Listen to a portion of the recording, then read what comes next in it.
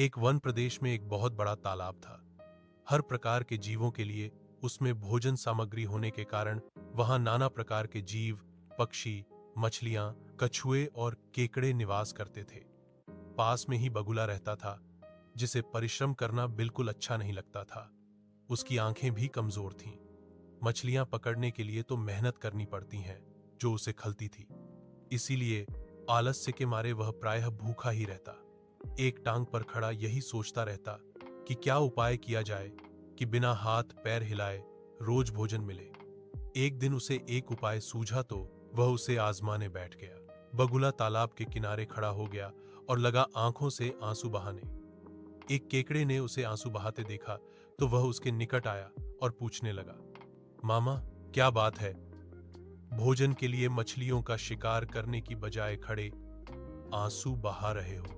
बगुले ने जोर की हिचकी ली और भर्राए गले से बोला, बेटे, बहुत कर लिया मछलियों का शिकार। अब मैं यह पाप कार्य और नहीं करूंगा। मेरी आत्मा जाग उठी है, इसलिए मैं निकट आई मछलियों को भी नहीं पकड़ रहा हूं। तुम तो देख ही रहे हो। केकड़ा बोला, मामा, शिकार नहीं करोगे, कुछ खाओगे नहीं तो मर नहीं जाओगे। बगुले ने एक और हिचकी ली। ऐसे जीवन का नष्ट होना ही अच्छा है बेटे। वैसे भी हम सबको जल्दी मरना ही है। मुझे ज्ञात हुआ है कि शीघ्र ही यहाँ 12 वर्ष लंबा सूखा पड़ेगा। बगुले ने केकड़े को बताया कि यह बात उसे एक त्रिकालदर्शी महात्मा ने बताई है, जिसकी भविष्यवाणी कभी गलत नहीं होती। केकड़े ने जाकर सबको बताया कि कैसे बगुले ने बलिदान व भक्ति का मार्ग अपना लिया है और सूखा पड़ने वाला है। उस तालाब के सारे जीव, मछलियां, कछुए, केकड़े, बत्तख व सारस आदि दौड़े दौड़े बगुले के पास आए और बोले, भगत मामा, अब तुम ही हमें कोई बचाव का रास्ता बताओ। अपनी अक्ल लड़ाओ, तुम तो महाज्ञानी बन ही गए हो। बगुले ने कुछ सोचकर बताया कि वहां से कुछ कोस दूर एक जलाशय है, जिसमें पहाड़ी झरना बहकर गिरता है। वह कभी नहीं सूखता। यदि जलाशय के सब जीव वहां चले जाएं, तो बचाव हो सकता है। अब समस्या यह थी कि वहां तक जाया कैसे जाएं। बगुले भगत ने यह समस्या भी सुलझा दी। मैं तुम्हें एक एक करके अपनी पीठ पर बिठाकर वहां तक पहुंचाऊंगा, क्योंकि अब मेरा सारा शेष जीवन दूसरों की सेवा करने में ही तो गुजरेगा। सभी जीवों ने गद होकर बगुला भक्त जी की जय के नारे लगाए। अब बगुला भगत के पौ 12 हो गई। वह रोज एक जीव को अपनी पीठ पर बिठाकर ले जाता और कुछ दूर ले जाकर एक चट्टान के पास जाकर उसे उस पर पटकर मार डालता और खा जाता।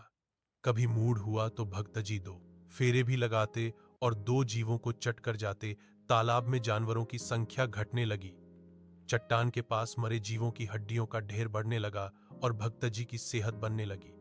खा खाकर वह खूब मोटे हो गए। मुख पर लाली आ गई और पंख चर्बी के तेज से चमकने लगे। उन्हें देखकर दूसरे जीव कहते, देखो, दूसरों की सेवा का फल और पुण्य भक्तजी के शरीर को लग रहा है। बगुला भगत मन ही मन खूब हंसता। वह सोचता कि देखो दुनिया में कैसे कैसे मूर्ख जीव भरे पड़े हैं, जो सबका विश्वास कर लेते हैं। ऐसे मूर्खों की दुनिया में थोड़ी चालाकी से काम लिया जाए तो मजे ही मजे हैं। बिना हाथ पैर हिलाए खूब दावत उड़ाई जा सकती है। बहुत दिन यही क्रम चला। एक दिन केकड़े ने बगुले से कहा, मामा, तुमने इतने सारे जानवर यहां से वहां पहुंचा दिए, लेकिन मेरी बारी अभी तक नहीं आई। भक्तजी बोले, बेटा, आज तेरा ही नंबर लगाते हैं।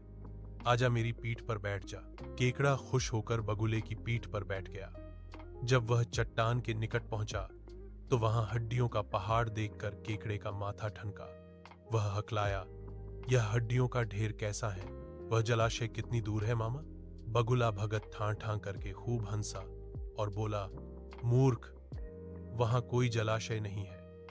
मैं एक एक को पीठ पर बिठाकर यहां लाकर खाता रहता हूं। आज तू मरेगा।